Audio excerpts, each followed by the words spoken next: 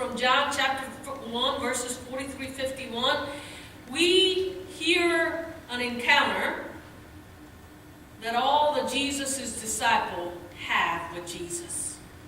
At this point of the story, Jesus left south.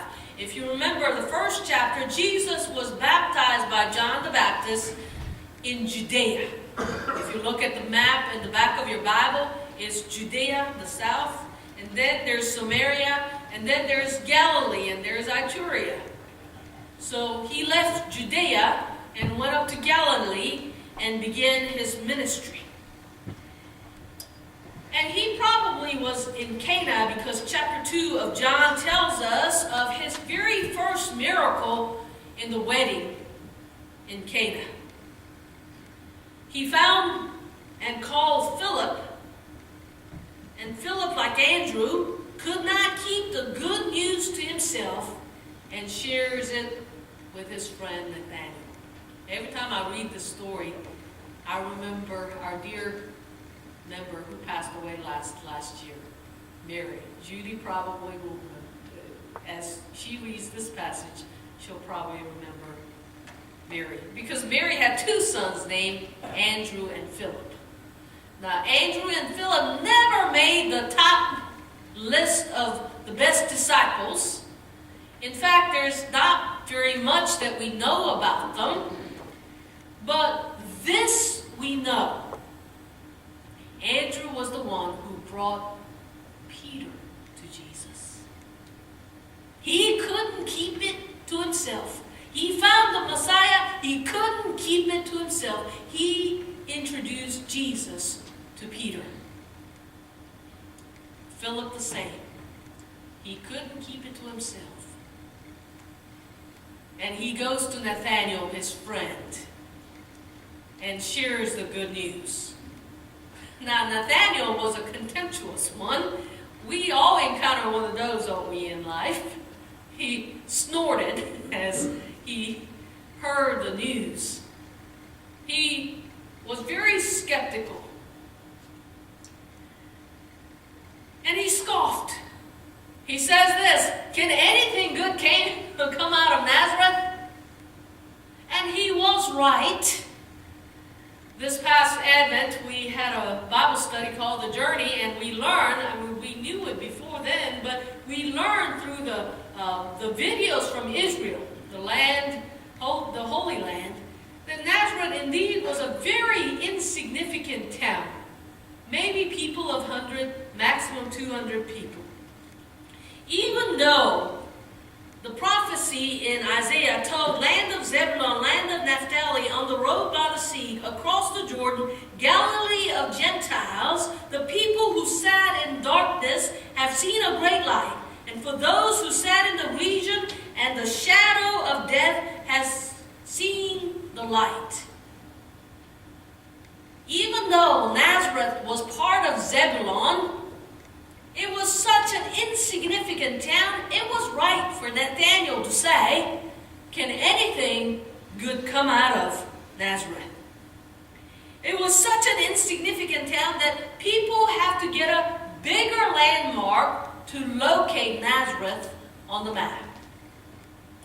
That bigger landmark was Get Hephora. Now, that's where Jonah was from. It is very unfamiliar to us. We know Nazareth better than Get-Hephora. But that's what Jonah was from, and that's what people were very familiar with. Now, Romans knew the town called Sephora, which was a bigger city close by Nazareth. Now, back in those days, and still is so here in Georgia, here in the United States, the rivalry between village and village was notorious.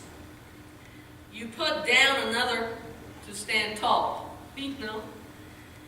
Nathanael's reaction was to declare that Nazareth was not the kind of place that anything good was likely to come out of.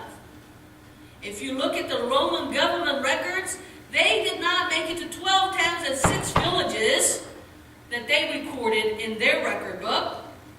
And Nazareth was not included among the 45 cities of Galilee mentioned by Christian historian Josephus, nor was it included in the 63 towns in Galilee mentioned in Talmud that everybody read. But look at Philip, this contentious Nathanael, who was snorting and scoffing. Look at Philip. What did he do? He was very wise. As he was inviting Nathanael, he did not get on the bandwagon of village rivalry.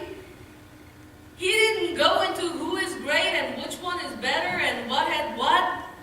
He did not argue, period.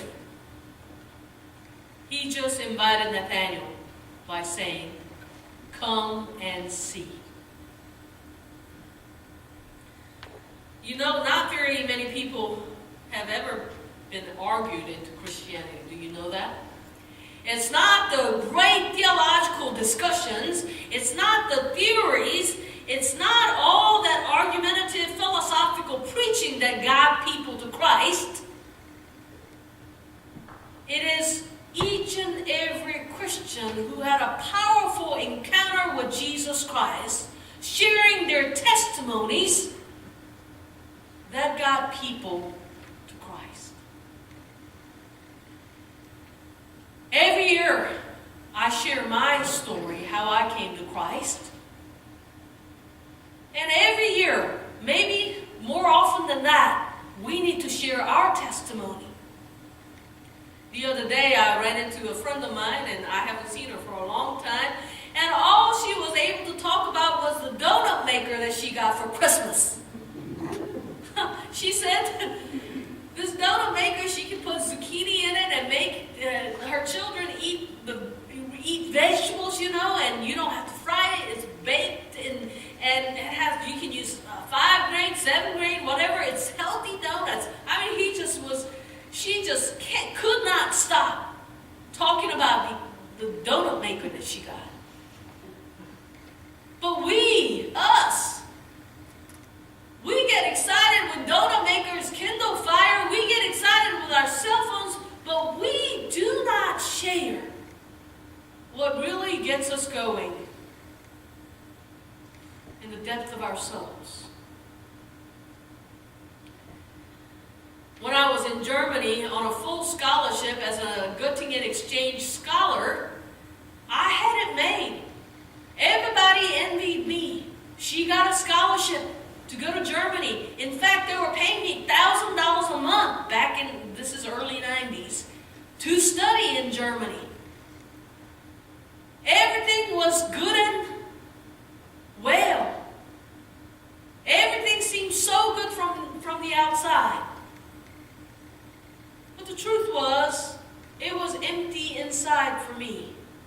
I struggled and struggled. Everything was going good. I was making good grades. I passed the fluency test. I was going to all the classes and doing all the homeworks and having smiley faces each and every day, day in, day out.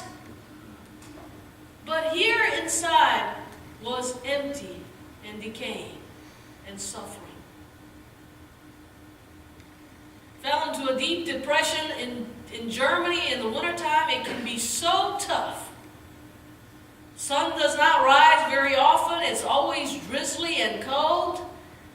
And even when the sun rises, it goes down around 4 o'clock in the afternoon.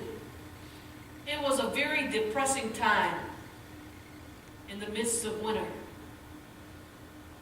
In the middle of winter, I just fell so deeply into depression. I could not get out.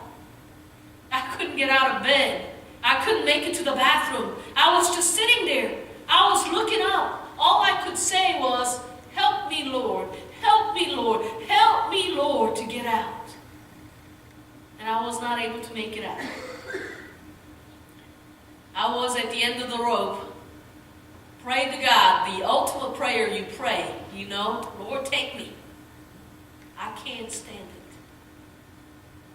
That morning, in a dreamy state, I couldn't sleep, I couldn't wake up, I couldn't do anything. In a dreamy state, I heard a voice saying, "Go